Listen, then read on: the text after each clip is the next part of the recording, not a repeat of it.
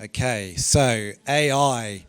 I've been to 1 million conferences about AI, so I tried to keep this quite specific, which is maybe counterintuitive, but I think what you tend to find is people talk about AI in quite abstract terms, quite generic terms, and so what I'm trying to do here is show you how we at Coursera are using AI right now to add value to the micro-credentials that we're offering. And I'm approaching that from a positive standpoint, quite openly about AI.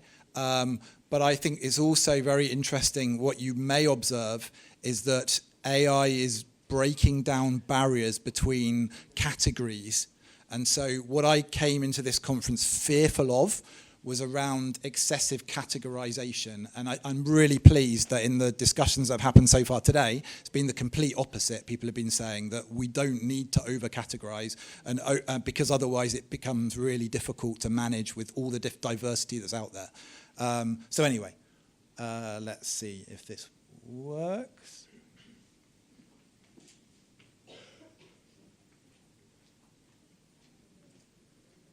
Yeah?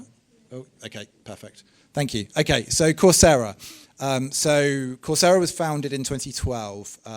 So we've already talked a little bit around how long micro-credentials have been around for, but Coursera was founded in 2012 out of Stanford University. So in that slide earlier on about the different innovation centers and so on, Coursera definitely came from one of those.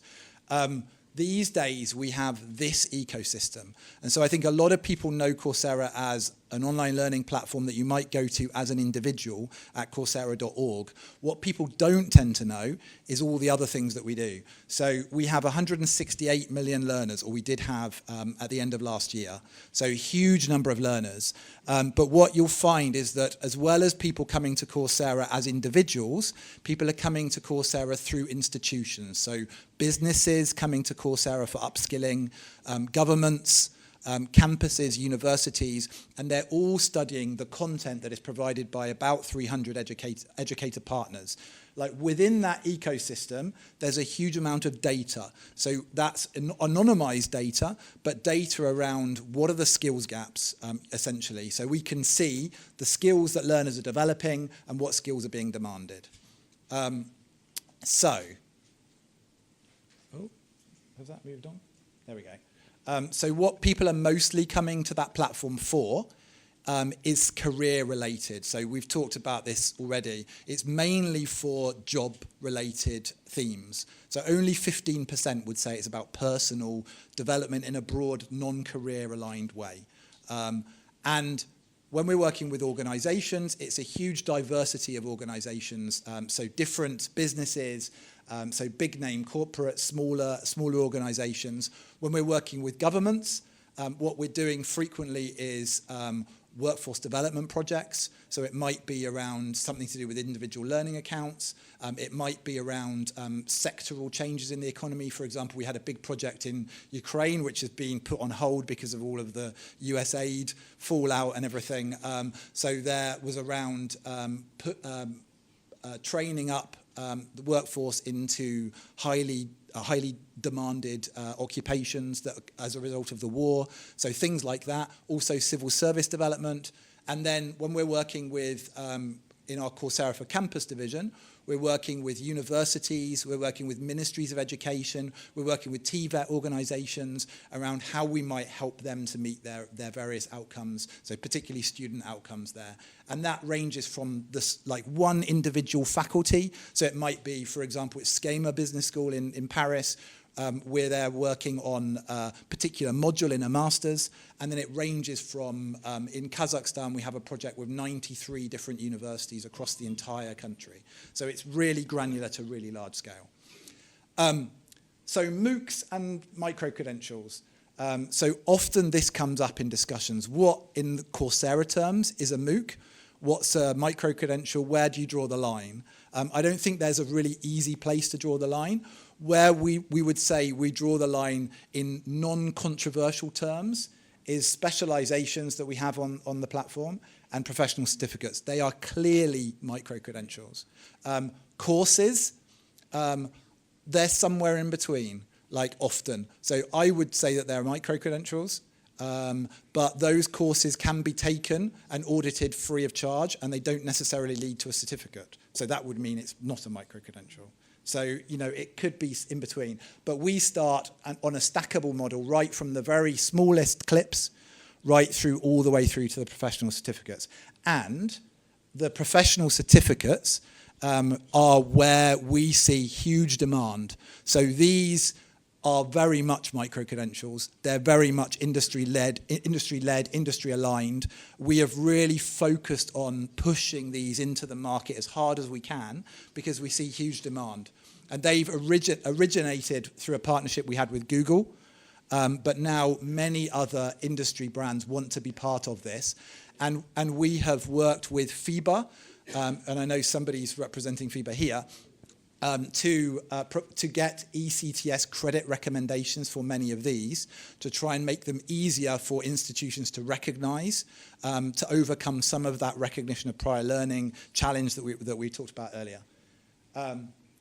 And then just a couple of slides which are like personally important to me because I work specifically with universities and education providers and ministries of education. So it's really encouraging for me to see that there's huge movement at the moment in terms of universities adopting micro-credentials, recognizing micro-credentials, talking the language of micro-credentials, and increasingly, gone the wrong way, and increasingly recognizing them for academic credit as well, which is not a given. So more than 50% of the institutions that we've surveyed who are offering micro-credentials are actually awarding academic credit for them.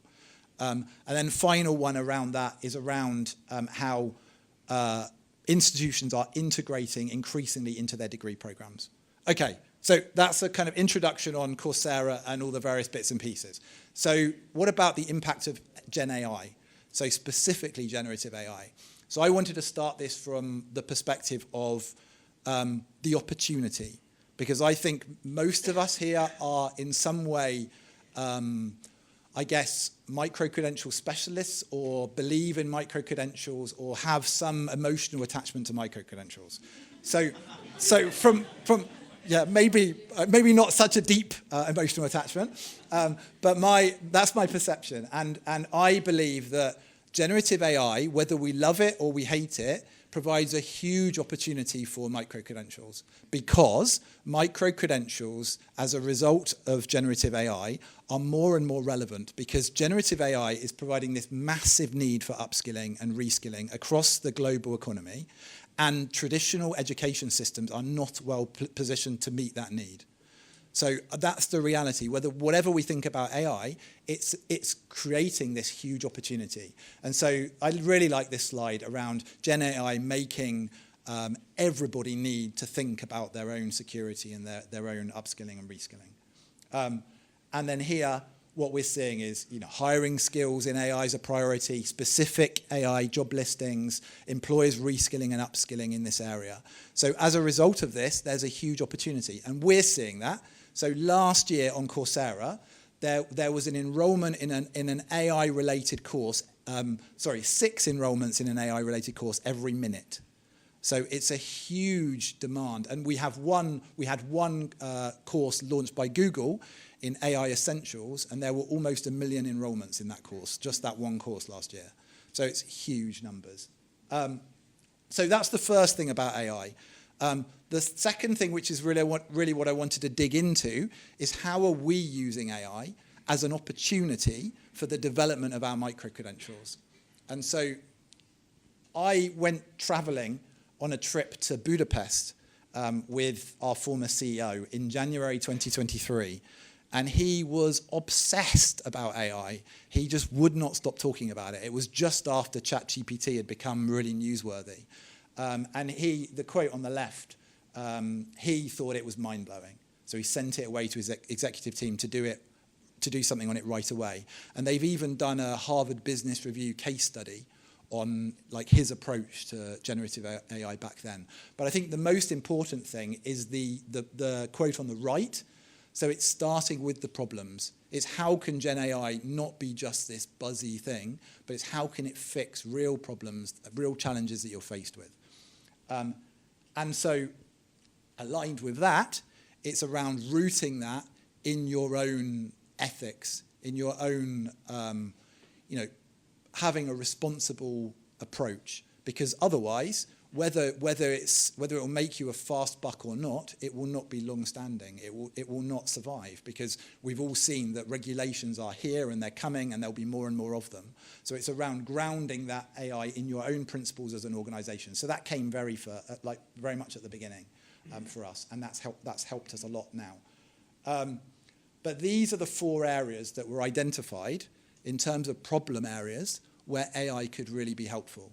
So one around accessibility, one around learner engagement and retention, around customization, and this customization piece is, I think, super interesting, and then academic integrity. So it's very easy to view AI as the death of academic integrity, but it is also possible to view AI as a solution towards helping with academic integrity as well. It's not, there's 2 sides of the same coin.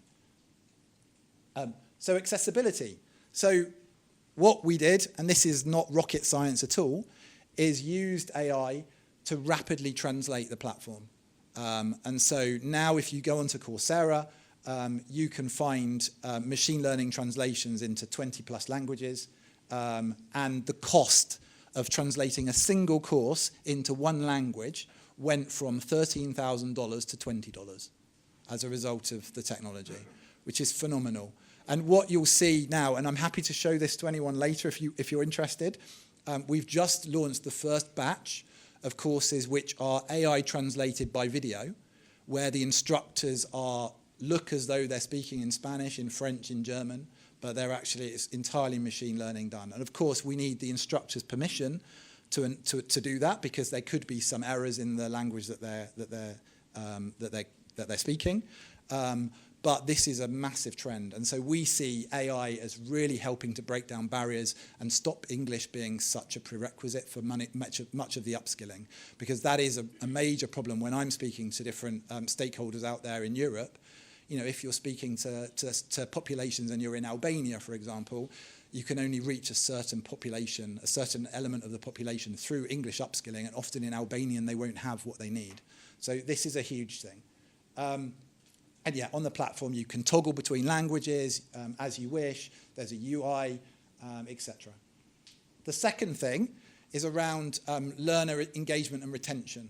So I think it's becoming increasingly common to use chatbots in different courses and so on. So what we did was we launched something called Coursera Coach, and this is a study assistant that sits within the course. So if you subscribe to Coursera, or you pay for anything, you'll have this study assistant which will sit with you.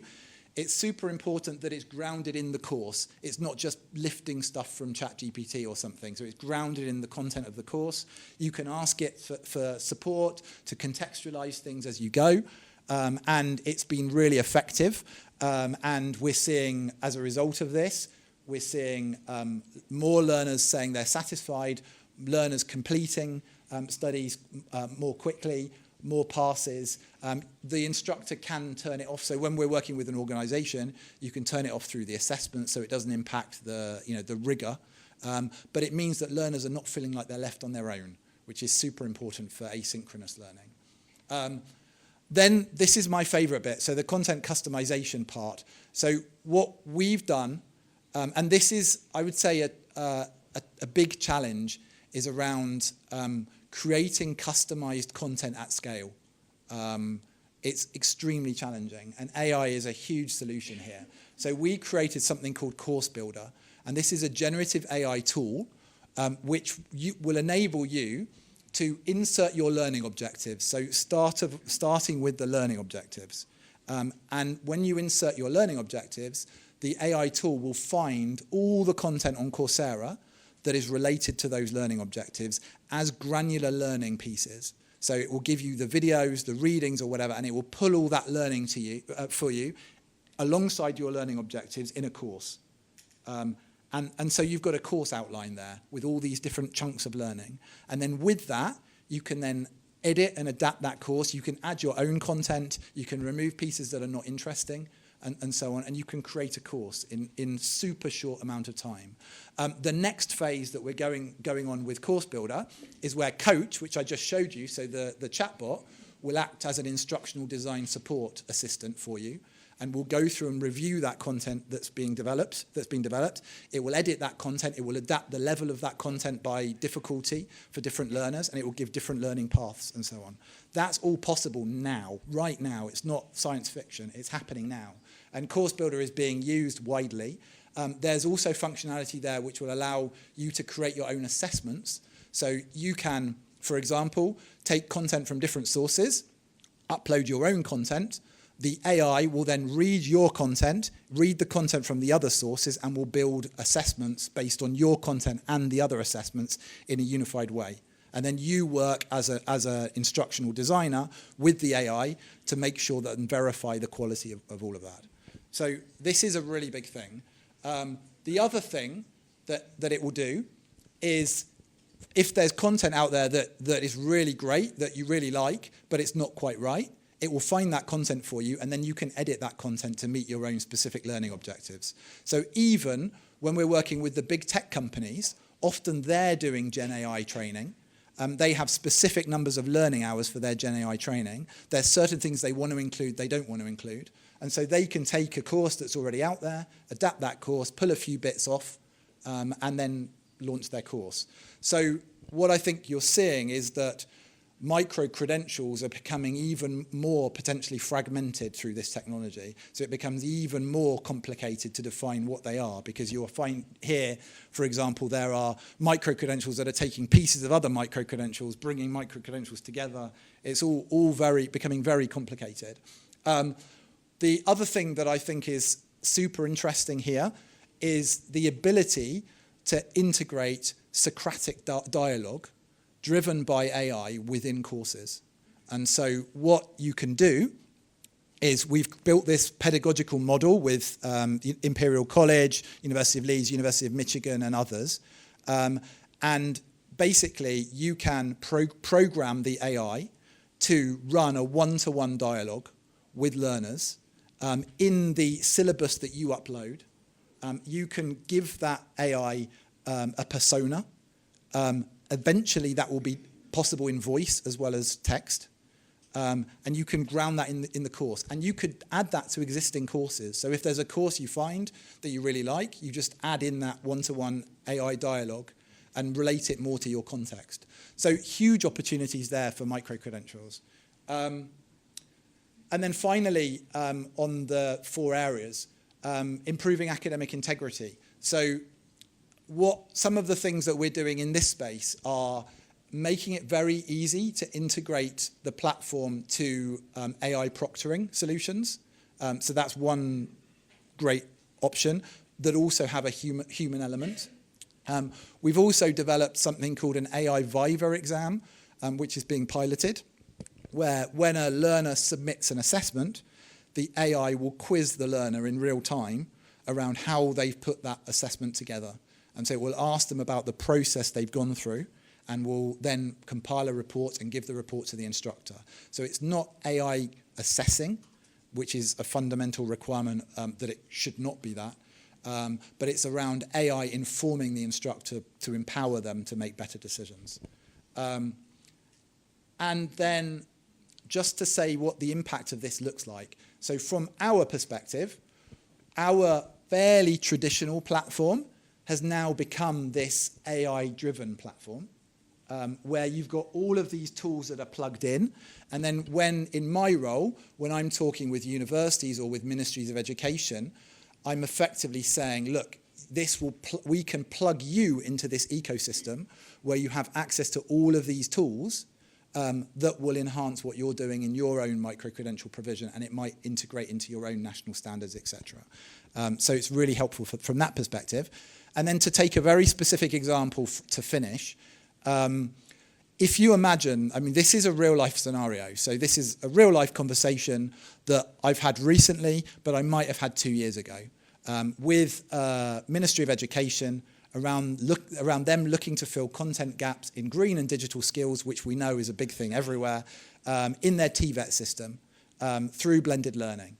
So if you think about now what, as a result of this AI innovation, we can offer them, we can effectively say, look, we can give you this platform. We could have done that before, but now it's available in multiple languages. And if the language that they have is not one of our languages, we can very quickly translate it into their language. We can enable them to find and adapt their content very quickly to meet specific learning objectives. So it's no longer about what content is already out there. It's around how they can then adapt that content in real time to meet their exact needs. So it's become totally customized.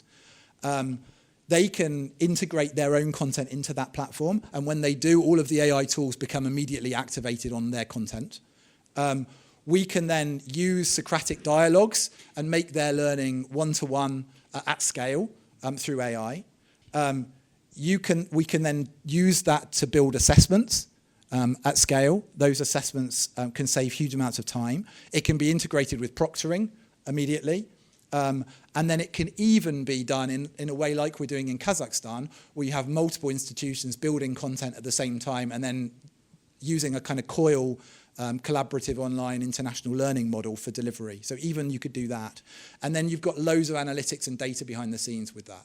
So it becomes this super powerful tool because it's so customizable with the capabilities of AI. And so I would just end with these points of reflection, really, in terms of to bring this back out from the granularity of Coursera. I would say in terms of AI, how can we make the best use of this AI upskilling wave? It's happening now. Like in terms of those of us who are interested in promoting micro-credentials, there's a huge opportunity now. Accessibility is huge. I really loved the RPL session earlier. I think thinking about how we can use AI to widen accessibility is really important. Increasing learner engagement is very important. Content customization, no matter how we create things now, people are going to want more and more customized for themselves in this new world. How can we manage cheating? Partnerships. And I think partnerships, and the last two for me are the same in a way. So we are very much positioning ourselves that we're working with all the LLMs. So we're working with Google Gemini, we're working, with ChatGPT, because we don't know realistically which of those are going to become the most popular, the most successful in the future. So whatever we build, it needs to be to some degree platform agnostic, I would say, or at least some flexibility there. And yeah, partnerships and super important. So that's what I wanted to say, really.